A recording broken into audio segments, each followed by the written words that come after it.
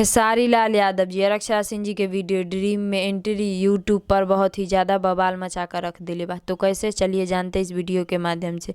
तो मैं निशा यादव, देख रहे हैं 100 तक, तो बहुत बहुत स्वागत बा।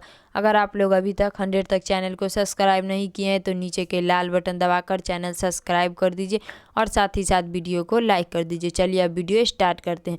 तो खेसारी लाल यादव जी और अक्षरा सिंह जी के वीडियो ड्रीम में एंट्री यूट्यूब पर बहुत ही ज़्यादा बवाल मचा कर रख दिले बा। तो कैसे, चलिए जानते हैं अब। तो खेसारी लाल यादव जी और अक्षरा सिंह जी के वीडियो ड्रीम में एंट्री 3 मिलियन व्यू कंप्लीट कर ले बा। खेसारी लाल यादव जी और अक्षरा सिंह जी के वीडियो ड्रीम में एंट्री 3 मिलियन व्यू कंप्लीट कर ले बा आप लोग के प्यार दुलार से। और साथ ही साथ खेसारी लाल यादव जी और अक्षरा सिंह जी के वीडियो ड्रीम में एंट्री अभी ट्रेंडिंग पेज में 5वां स्थान पर चल रहा बा।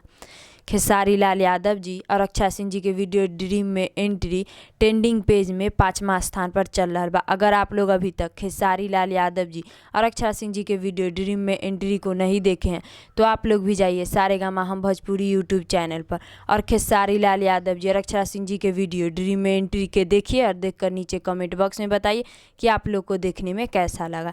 जिन दर्शक लोग अभी तक खेसारी लाल यादव जी और अक्षरा सिंह जी के बहुत ही बवाल वीडियो ड्रीम में एंट्री को देख लिए उन दर्शक लोग को बहुत बहुत धन्यवाद।